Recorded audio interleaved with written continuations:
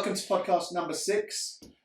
So I'm Stephen Bell from Frampton Therapy, and I've got in the room with me For Wayne, psychotherapist, part of Frampton Therapy. and then welcome Shula. Thank you. Sheila Detzius, naturopath, which is also a natural medicine practitioner, part of Fountain Therapy. Monica Varo, hypnotherapist and lucid dreaming facilitator.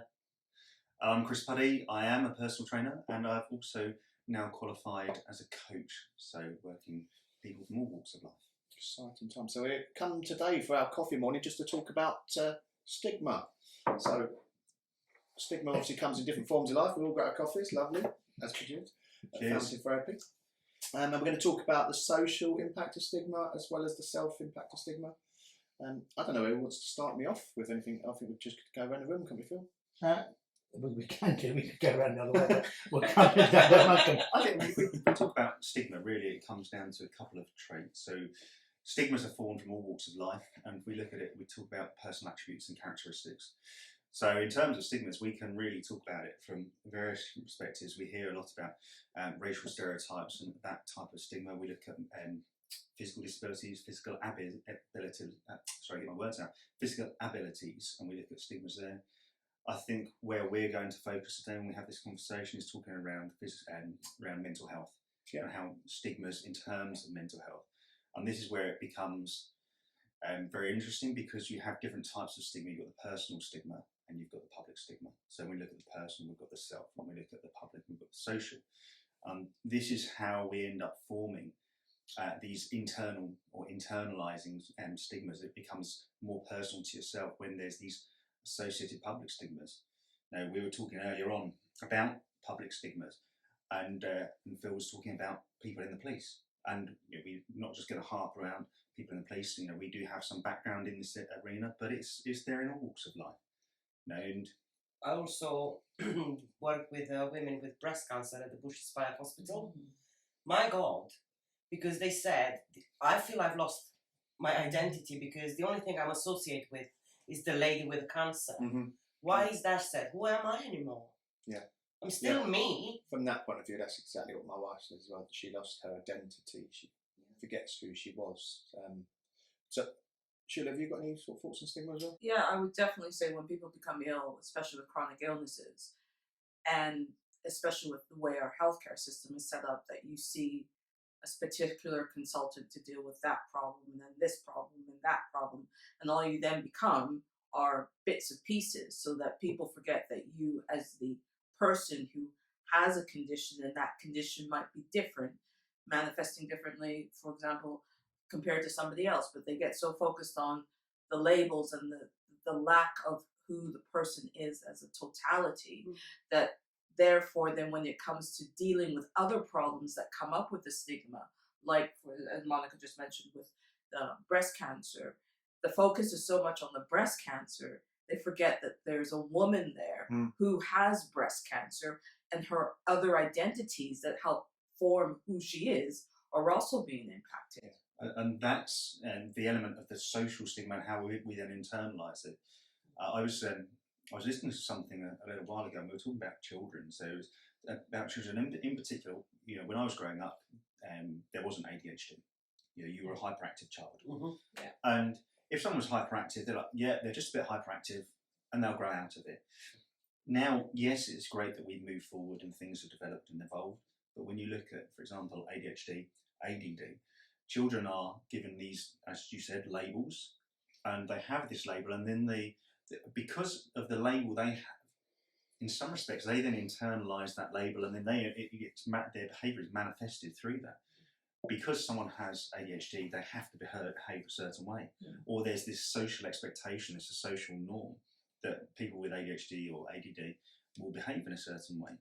And as you were saying with cancer treatment, and we can look at it in terms of pregnancy. We can look at it across the whole plethora. That lady's pregnant; she can't do anything.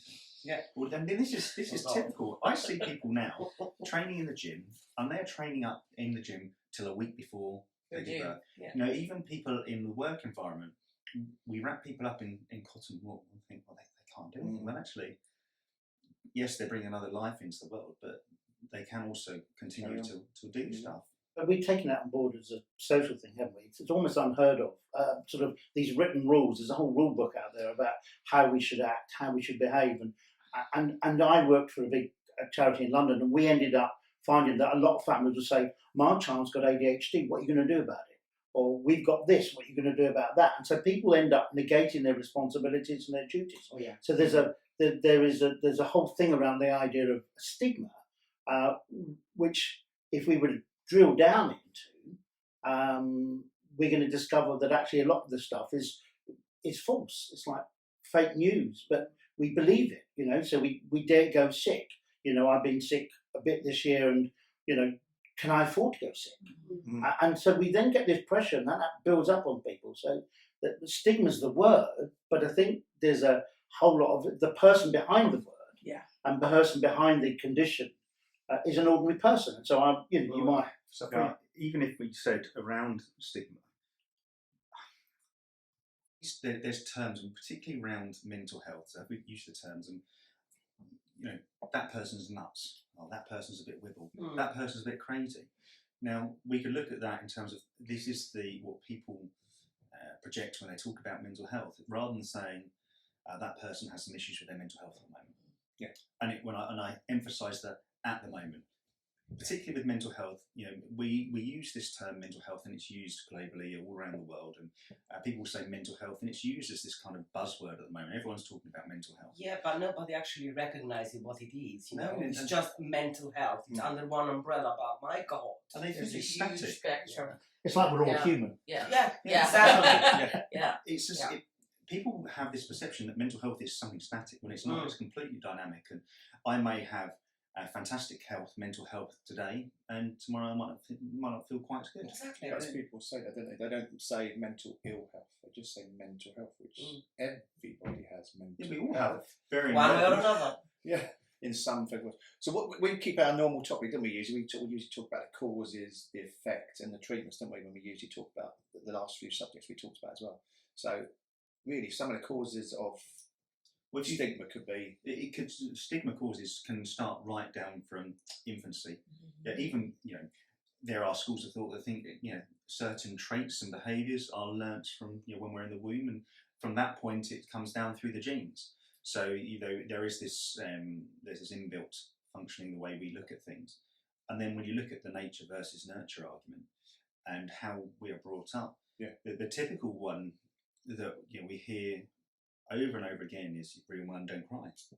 Yeah, and that's a big area. So when we look at a cause of these stigmas that become present, Well, we said earlier, don't we? Before we come on recording, Phil mentioned about the group here, didn't he? And how diverse we all are. Yeah. So some of the social stigmas of this group here is. I don't know if you want to describe how you describe yourself, Phil. Well, no. Well, I mean, I guess fat, old, bold, and grey. You know, but it's that. Are we comfortable in our skin? I'm not grey yet. No. Well, I'm all of those. Oh, right. But there is a real sense in which we bring ourselves, and if we're comfortable in our skin, I mean that stage from birth to about 2.5, 3, that what's known as the pre-verbal stage, shapes us so dramatically about how we behave, how we think, how we interact, and the nurturing that goes on there, the unspoken nurturing that goes on there, because we can't think and speak. We're experiencing things chemically, which are then being embedded in our being. And so then when we get older, I remember saying to one of my son-in-laws, I said, "Your boy," I said, "I can see the way you wait. I will tell you, I told you so in 10 years' time." And I've done that, because the boy's just like his dad. I said, that wasn't nature. You taught him that. Well, we condition our children. Yeah. I like to think we don't. Yeah. However, we do. We do. We set Having- expectations. And Having served as a soldier in Northern Ireland, we condition our children. Oh, yes, we do. Northern Ireland's problems is only there still because they're still conditioning The belief and the belief sense. it's this must carry on. You must carry this on. You must behave like this, and they haven't formed their own opinions, their own values and beliefs yet to take that anywhere different. So, and that's from the early age. That's one of the primary causes. Yeah. Then we have to look at it societally, that we have certain expectations around certain careers, certain schooling, Also, certain demographics. yeah, but also I need to mention women. It's Right? not- Shall we start? What do you mean by women? Yes. Tell Right, me. expectations of Yeah. being a woman. Yeah. Expectations. Dress certain way or don't dress that certain way. Your Yeah. hair should be like that, or your weight, or your job, or your designer kids or husband, designer, whatever. Why can't we be who we are? Mm. Why do we have to wear makeup all the time if I don't feel like it that day? How about women who are perimenopausal or menopausal? Yeah. Right? Or They can't there talk was- to work about it. There was an interesting on the BBC recently on one of the news strands of the women in Parliament feeling victimised. This one particular new MP turned up in a blouse and was commented on. Yeah, And yet- And yet, one of the women MPs said, well, men will come straight in, having cycled to the Houses of Parliament, and walk around in latex shorts. Hmm. And everyone thinks that's And okay. if a woman walks like And that's that, okay. Yeah. And so there's a sense in which society itself, I mean, you know, the rules are made by the people that dominate, which tend to be men. no, not in this room. No, no, and that's good. We've got a diverse. That's the benefit of us coming together. Yes. Part of Fountain Therapy is that we're going to offer people a real diverse mix of opinions. Yeah. It's not just about one style, and Yeah. we will bring whatever we bring to that. And Yeah. I think there's a whole lot of stuff that just needs to be shattered. But stigma starts because we live in an environment, maybe a social structure. Yeah. We live in a council estate. One of my But also because we granddaughter- allow it to happen. I was Like going you're to, going I to was say. going to say, well, I think there's a couple of things that stand out profoundly for me about the stigma thing, because of my accent, which people can hear. I don't sound. What was the word I was told I don't sound black enough because I You know. certainly don't sound English enough. And then I got told I don't sound English enough, which is quite ironic because I was born here. But when I moved to Canada, I didn't sound North American enough. Yeah. So then I thought sat. we were in Spain. And then, yeah, and then I, so I sat in front of the TV as a kid to sound Canadian.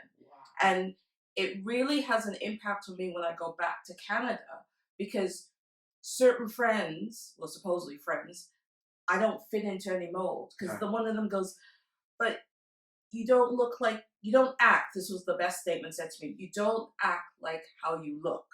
And I went, Wow. what's that supposed to mean? That's pretty Makes powerful. me isn't feel it? quite emotional. I said, well, what am I supposed to act like? She goes, well, now you've got your hair Yeah. in dread, in locks, and so are you? I said, no, I don't smoke tons of pot. Yes, I am You don't? gainfully employed, and I don't get where you're coming from. Yeah. So then the phrase that's often used in the Black community is that you're an Oreo because you're black on the outside, but you're white on the Yeah. inside. And I said, well, actually, I'm not an Oreo. If I want to be truthful, I'm more like a mixed chocolate fudgicle, which is everything mixed together because I bring in aspects of having friends from different cultures. Yeah. And you can't, I said, you don't realize that, how powerful those words you're Yeah, yeah. saying. So how's that social stigma affected you over the years? Oh, over the years, it's made me learn to be very resilient. Right. And very independent. Yeah. And I think I observe other things in people much more than other people realize. So when clients come to see me, I'm very aware of where's their cultural background, Yeah. where they live, what kind of environments. Because where I grew up, there was more cattle than people. I'm Right. not kidding. And people were farming. You had a lot of farmers. And even now, people get very shocked that my mom still lives in Canada. And as this one man said, your mom is black. And I'm like, mm-hmm. But she has lots of white people coming to see her. And I said, yes. What's the problem? Yeah, So I what's the point? And so what's the problem is I just find that very different. Yeah. And then my friend's husband goes, yeah, because she adopted 12 of us, so what's the problem? As a joke, because the mindset in the culture is that you stay in your little group. Well, and when you do mix in upon your group, it really causes people to go, So the same thing happens with their health, is that, well, I do conventional medicine because that's what I've been told. And if I start to take responsibility for my own health and want to try something different, I can't see that person. Mm-hmm. And especially if she's a woman. Because, of course, a woman doesn't nail as much as a man. that is something I have experienced in clinical aspect. Monica said earlier, didn't she, about you didn't actually remember, you don't know where you came from now. I can't remember what you said it Oh, before yeah. you went in there. So how's that stigma? Has that stigma affected you over the years? Or? Well, not really, because I won't allow it to happen. Yeah. But because I was born in Romania, but I left when I was 24, Yeah. so I lived abroad more than I live in my own country, so I don't really know who I am. I don't have an identity, it's just me who I am. Yeah. I don't allow anybody to put me in a specific group. You know? That's just pigeonholing, isn't it? You don't Exactly. want to. You be who you are. I am me. Yeah. So people who are my friends, and I'm lucky. I've got a very large circle of friends. It's just they accept me for who I am, not because I'm that person or I'm somebody's mom or I'm so and so. So we it's know just you're- because I'm me, you know. We The know you're greatest large. showman. This is me. We know you're large pigeon because, as I know, I went in the coffee shop and straight away somebody said, "Oh, I know Monica. How do you know Monica?" So, I mean, we can talk, can't we, from a social point of view, but also from a work point of view. For me and you, obviously being in that social stigma, but also the work stigma is just incredible. Well, the works, if you look at, and I speak from my experience in that I daren't raise my head above the parapet and say I was struggling mentally. Yeah. Because there is, and I've internalised it myself, and I've created these stigmas. Yes, there is a stigma around mental health, around trauma, around dealing with those types of issues. And I had then internalised it and thought, well, that if I put my head above the parapet and say, I'm struggling, I need a bit of help, that's a sign of weakness. So I created these stigmas for myself. I'd really built up this picture that I can't admit to this. This makes me look really weak. Yeah. I think a lot of people, if they were very listening to emotional. your story, a lot of people, you said about mental health illnesses there, but actually, if you said to somebody I had complex PTSD, I don't know, I can't imagine what social stigma that would create, because I think for one, what would a lot of people do? Firstly, they wouldn't understand it, would they? No. So, Well, we spoke on the first few podcasts. We talked about PTSD, and when you say you have PTSD, people think, well, you must be a war veteran, or you must have been involved in a gunfight, or you must have been severely injured. Yeah. Yes, there are certainly lots of people out there with that. However, you look at the broader context. There's children out there living with PTSD because the stuff that's going on in their familial background. There's people out there that are suffering trauma from the most random of acts you really wouldn't think could cause trauma. I can add to that because we had a call thanks to our podcast. A lady saying that because she found our podcast, it gives her something to really look forward to every Thursday, and she recognized that actually she has PTSD just because Chris talking about his experience, and she had a very traumatic birth, and she had an accident a year and a half before her birth. So for her, it's nothing to do with being a war veteran, and it's about giving birth. She has a natural thing of giving birth. She said, I can relate to that. She said everything makes sense to me. You said about the war veteran. That's as soon as you actually said about war veteran and a gunfight. For some reason, Rambo came in my head because actually, if you think back years ago, he was your first element of somebody who's suffering from post-traumatic stress, and he nobody ever knew one to understand him, did they? Back in that day, there. I mean, in fact, when he came to kill everybody, it didn't really help. But he didn't get any... Well, and in fact, a lot of these thriller movies start with a disenfranchised, disaffected spy who's given up, who has all the skill set, and they go and find him in some cabin in the middle of nowhere, and suddenly he's got a chance to redeem himself. There's a sense in which, for society, though, we're not that kind, are we? No. We will judge people, become a liability, offload them, get rid of them, and the problem is the individual sees that, internalises it, and then they're scared to say anything about themselves. And then they fall into that trap of embodying that person. They do. You're a child that misbehaves. If you're labelled that child that's a naughty child, you then become that naughty child. You said about being kind, and straight away I thought back to the recent news of Caroline Flack. And again, that's a fine example of that stigma that's attached to her because it was domestic abuse, because of this and because of that. She must be this, she must be that. So that social stigma there just creating massive issues, obviously, for her. And usually all these stigmas are personally, that's a personal point of view. I think they are actually based and created from a really personal perspective. You know, it's my personal opinion, so I will put you in that box. Mhm. How do you know who I am? But that's, you say it's my personal opinion. Mm. And when you put it into that context, it's my personal opinion. So therefore, we should treat each individual as a person. And rather than looking at the broad brushstrokes, Creating assumptions. And everybody has these generalise. traits. Well, think about, okay, how does my perception of someone affect how they portray themselves? And if I think someone's naughty, and I tell them they're naughty, at what point are they going to say, I've been told I'm naughty over and over again, I might as well be naughty? Yeah, they'll take it as a You know, belief. I read a book, and it was a chap that was a naughty child, and he was in this whilst he was at school, and he was in this maths set and he was a naughty child, so they moved him down to the lower set because he was a naughty child and he still wasn't getting on. So they had no other choices. They put him into a higher set. And what did he do? He excelled. He excelled. And it's environments and how It's environments bored. dictate Yeah. performance. And we become scared of that person, or am I going to catch the cancer, or am I going to get this thing? Yeah. And so there becomes this almost fear of, and so we need to somehow educate people to understand that just because a person may have a label that may mean that they have a particular condition, that doesn't stop them being human. That doesn't stop them having a lifestyle. That doesn't stop them. And when you see these inspirational Paralympians who go and do some amazing things, and you think, well, actually, it's just education. And we were joking a bit earlier that the Corona beer, well, apparently sales in America have dipped between 30 and 40%. Because they're scared of catching the virus by drinking Corona beer. Now, but it's completely irrational. Yes. And yet there's a fear. And the fear is, I'm somehow going to catch something.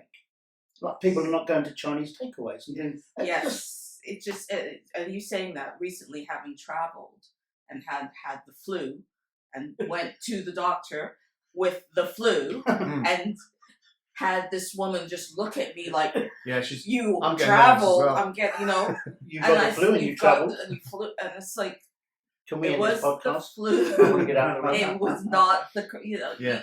And So you've got the alcohol gel. Where's the alcohol gel? But it's that, it's, as you said, it's the lack, I think there's two things. There's lack of understanding of how things occur and that things flux. So with the same thing with physical health is our mental health. I mean, that we causes have fluxes. that stigma around the coronavirus is just, like I say, it's lack of knowledge, it's lack of understanding, it's lack of anything for But this people is because it's been blown completely Out of proportion. And this is the foundations of stigma. There are three components. Your ignorance, your prejudice, and then your discrimination. Yeah. So people are ignorant to the full facts. Yeah. They're prejudicial because of certain elements that have happened, and then you end up with this discrimination.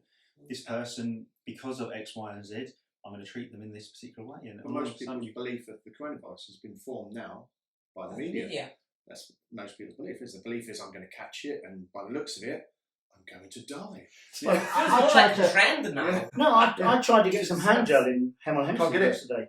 No. No hand gel anywhere in the whole of Hemel Hempstead. Oh, well, you won't get it on Amazon either, unless you want to pay about £10 per bottle of that. I mean, it's just crazy, isn't it? And in fact, more people will die of flu this winter than will die of the Cancer, coronavirus. suicide, they'll die more in Road one traffic day than. collisions, road traffic collisions, but because of the stigma attached to the Well, and I saw coronavirus it, at the and moment, this is going to be it's a bit of an aside, but it's so many people have died with the coronavirus, and yet we all rush out and there's no masks, there's no hand gel, and yet HIV's around, and no one still wears a condom, and so there's a sense in which to some degree there's this panic, this complete fear, but it's about education, and maybe that's something we need to look at in another podcast about how can we learn what responsibility do we have to explore.